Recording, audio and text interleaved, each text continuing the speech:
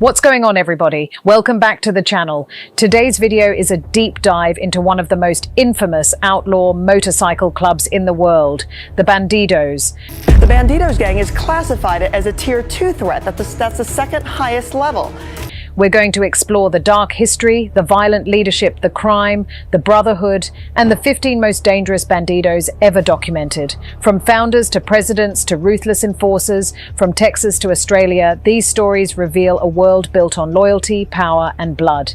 This episode is packed, so sit back, hit that like button, and let's get into the story. The Bandidos Motorcycle Club has long been one of the most notorious outlaw biker organizations on the planet.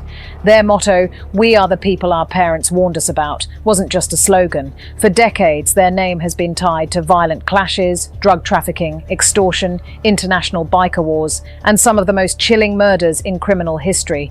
Law enforcement agencies across the world have classified them as a Tier 2 threat, the second highest level possible for criminal organizations. Even President Obama, during briefings on domestic extremism, was warned that the Bandidos were powerful enough that the Air Force, the Army, the Marine Corps, and everybody would have to be deployed if the club ever declared open war on the US government.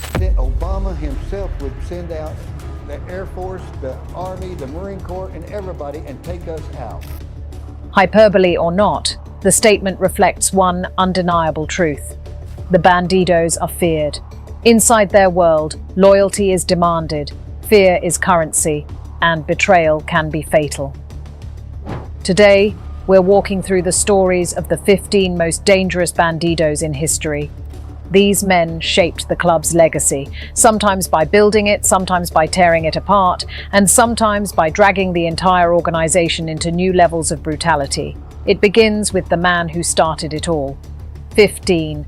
Donald Eugene Chambers, the founder of the Bandidos. The story begins with Donald Eugene Chambers, born November 23, 1930. Before he became an outlaw icon, he served in the US Marine Corps during the Vietnam era. When he came home, he worked as a longshoreman in Texas and rode with various motorcycle clubs. But none of them gave him what he wanted: absolute brotherhood, authority, freedom, and danger. Dissatisfied with what he saw as weak leadership and fractured loyalty, Chambers decided to create his own club. On March 4, 1966, in San Leon, Texas, he founded the Bandidos Motorcycle Club. He chose the club's name after Mexican bandits who lived outside the law. The iconic red and gold colors were chosen as a tribute to the Marine Corps. Recruitment began in bars, garages, and biker hangouts across Houston, and within a short time, the Bandidos had more than 100 members, many of them hardened Vietnam veterans looking for a new war after the old one ended. But violence followed Chambers almost immediately.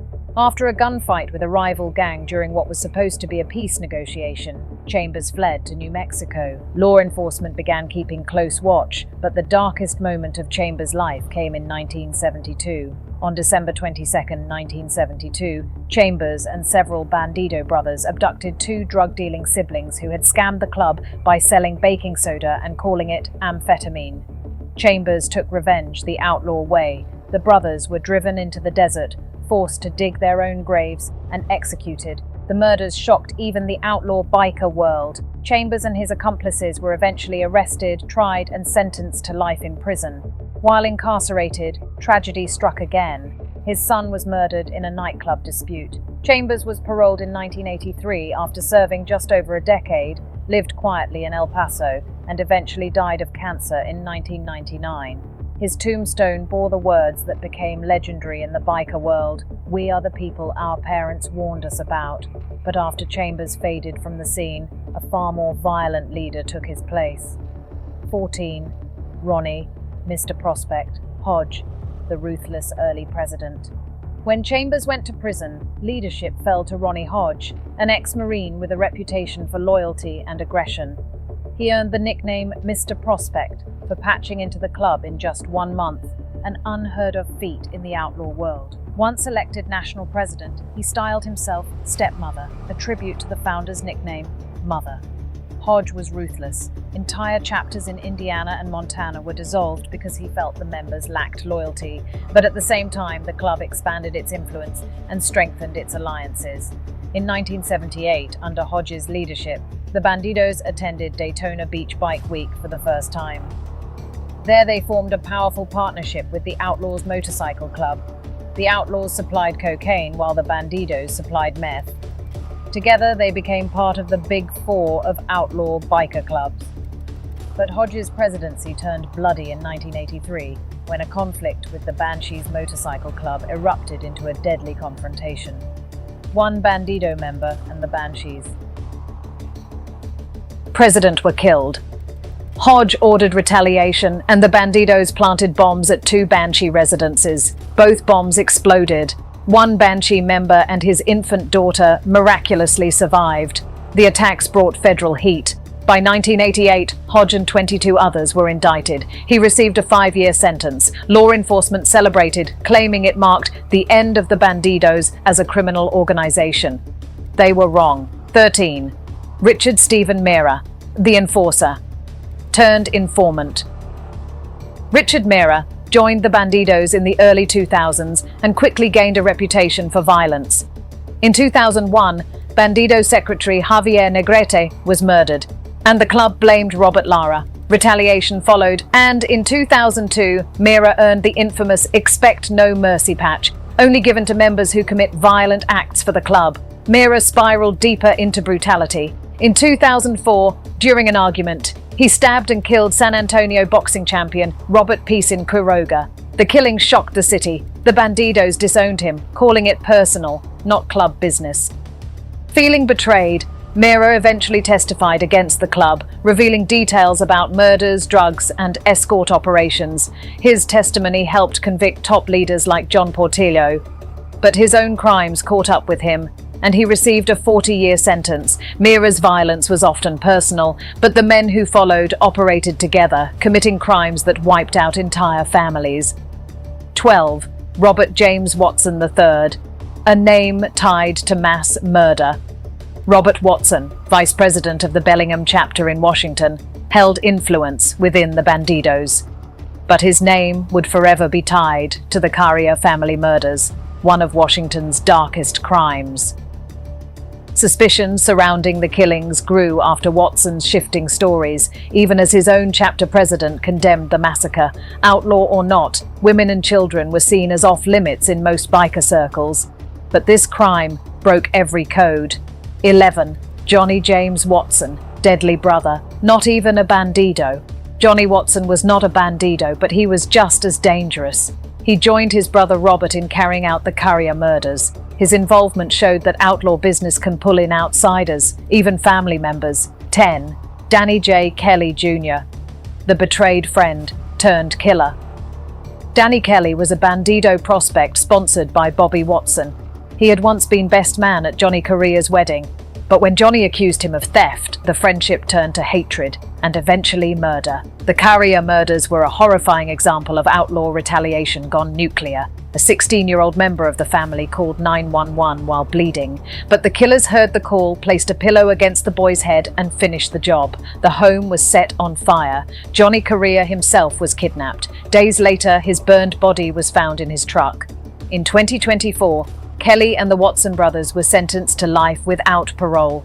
The Bandidos had killed many enemies before, but killing an entire family was something else. 9. Jimmy R. Graves, killing a National Guard sergeant. In the early 1970s, the Bandidos proved how far they would go to silence witnesses. Jimmy R. Graves, a Dallas Bandido, became part of the contract killing of National Guard Sergeant Charles Overfield, who was preparing to testify against Robert Powell, a Bandido associate. On March 9, 1972, Overfield was ambushed and murdered on Interstate 20. Graves pled guilty later that year and received life in prison. This was one of the earliest examples of the Bandidos targeting law enforcement. 8. Jeffrey Fay Pike, the most powerful Bandido president ever. Jeffrey Fay Pike joined the Bandidos in 1979 and worked his way to the top. By the 2000s, he was national president. Under him, violence escalated and territory expanded. But one event, the 2015 Waco Twin Peaks shootout, defined his presidency.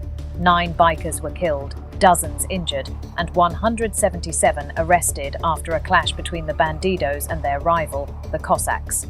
Pike wasn't there, but prosecutors argued that the violent culture came from the top.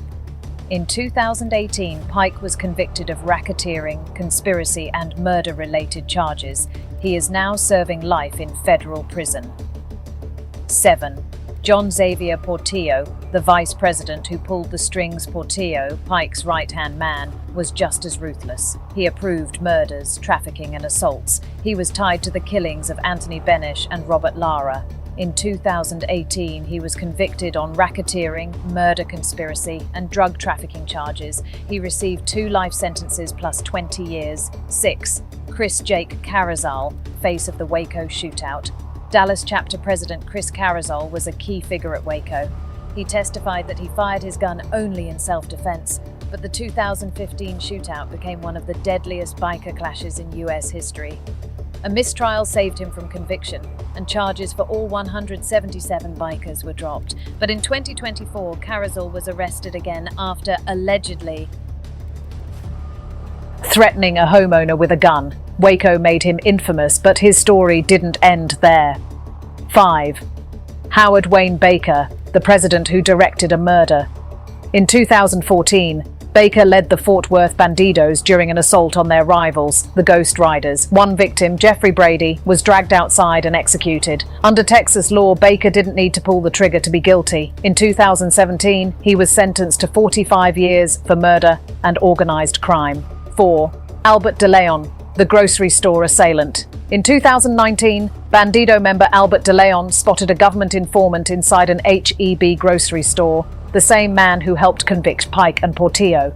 DeLeon pulled a pistol, cocked it, and said, "You're going to die today. You're a snitch." He received 30 months in federal prison. It was a raw example of how the Bandidos enforce silence. 3. Brandon Hantz, the reality star turned outlaw. Brandon Hantz, former Survivor contestant, joined the Bandidos under the names Loco and Gun Drop.